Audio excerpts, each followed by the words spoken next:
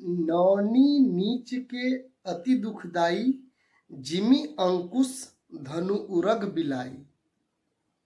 भयदायक खल कै प्रियवाणी, जिमी अकाल कै कुसुम भवानी। हेलो दोस्तों, मैं ओम प्रकाश, आपका स्वागत है हमारे यूट्यूब चैनल चंदन क्लासेस पर। आज की वीडियो में हम लेकर आए हैं रामचरितमानस से एक चौपाई, जिसे तुलसीदास जी द्वारा लिखा गया है और यह अरण्य कांड से लिया गया है। अरण्य कांड बोला जाता है इसे।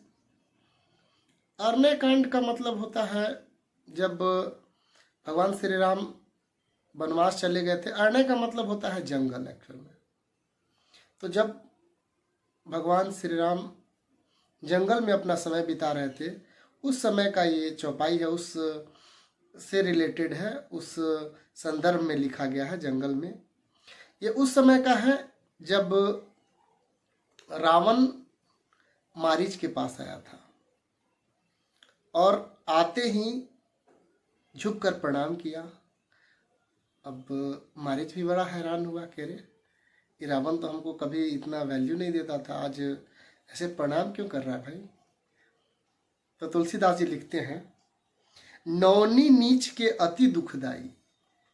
अगर कोई नीच, दुष्ट, राक्षस प्रवृत्ति का इंसान झुक रहा है, आपको प्रणाम कर रहा है, आपसे मीठा मीठा बात कर रहा है, तो ये बहुत दुखदाई होने वाला है आपके लिए।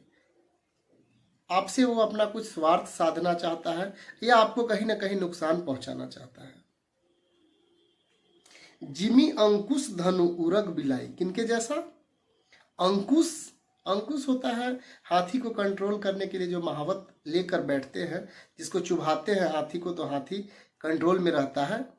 वो भी नीचे जब पीछे करते हैं अंकुश को, तो हाथी को दर्द होता है, पीड़ा होता है, वो कंट्रोल में रहता है। इसके जैसा जिमी अंकुश। अंकुश का मतलब वो हाथी को कंट्रोल करने वाला होता है। धनु मतलब धनुष। धनुष झुकता है या पीछे होता है। अगर धनुष जब भी हम वार करते हैं धनुष से, तो थोड़ा पीछे होता है, उसके बाद वो आपको कष्ट पहुंचाता है, चोट पहुंचाता है या झुका हुआ रहता है। उरग। उरग मतलब होता है सांप, सर्प। सांप भी आपको झुक के ही काटता है। फन ऊपर करेगा, उसके बाद नीचे झुकेगा। तो ऐसा नहीं है कि वो आपको प्रणाम करने जा रहा है आपके पैर के पास। झुकेगा मतलब वो काटेगा, आपको डस लेगा, आपको नुकसान पहुंचाएगा। उरग बिलाई। बिलाई का मतलब तो बिल्ली होता है। जब भी वो झपाटा मारती है तो नीचे झुकती है और उछल जाती है दूध के ऊपर या किसी के ऊपर। तो ये है। तो नौनी नीच के अति दुखदाई। नीच आदमी, दुष्ट आदमी का झुकना दुखदाई होता है। जिमी अंकुश धनु उरग बिलाई। जैसे अंकुश, उरग, बिलाई और धनुष का झुकना होता है। भयदायक खल के प्रियवाणी। ये जो खल का मतलब होता है राक्षस। राक्षस के वाणी जो होता है, प्यारा वाणी, अगर हंस के बोल रहा है, खुश होके बोल रहा है, आपसे अचानक आके मीठा मीठा बोलने लगा, तो समझ जाइए कि आपको बहुत नुकसान पहुंचाने वाला है, दुख देगा, कल के गए डराएगा वो आपको। जिमी अकाल कै कुसुम भवानी। ठीक उसी तरह जैसे अकाल का समय में कहीं कुछ नहीं खाने को मिलता है, वहां अगर कहीं आपको दिख गया फूल, इसका मतलब समझिए कि वो एक्चुअल में फूल नहीं है।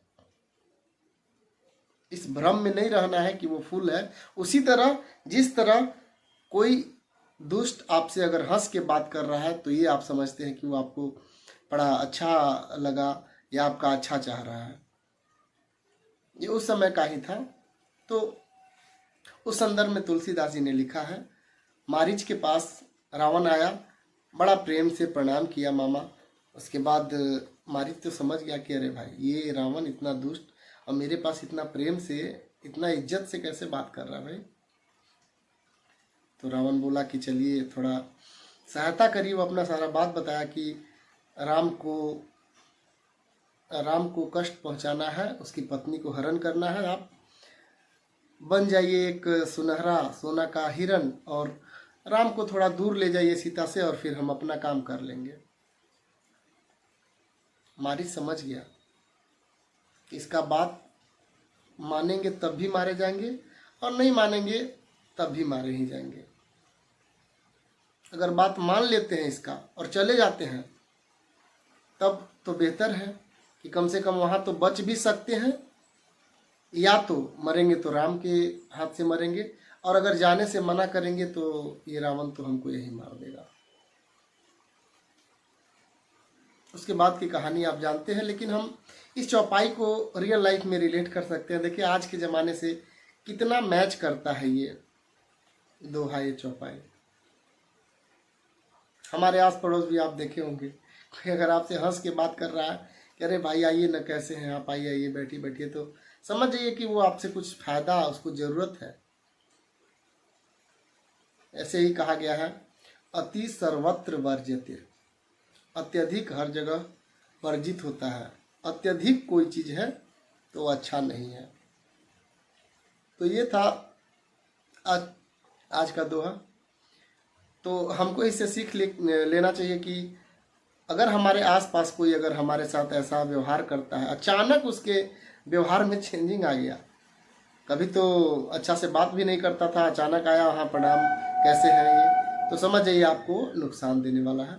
बहुत बहुत धन्यवाद।